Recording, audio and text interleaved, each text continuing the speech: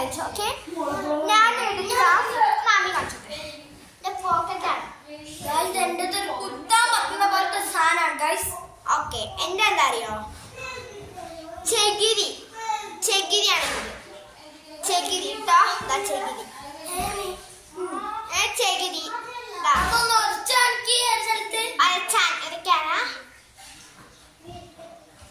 അപ്പഴല്ല ഈ കട്ടിലെടുത്തപ്പോ നിർത്തി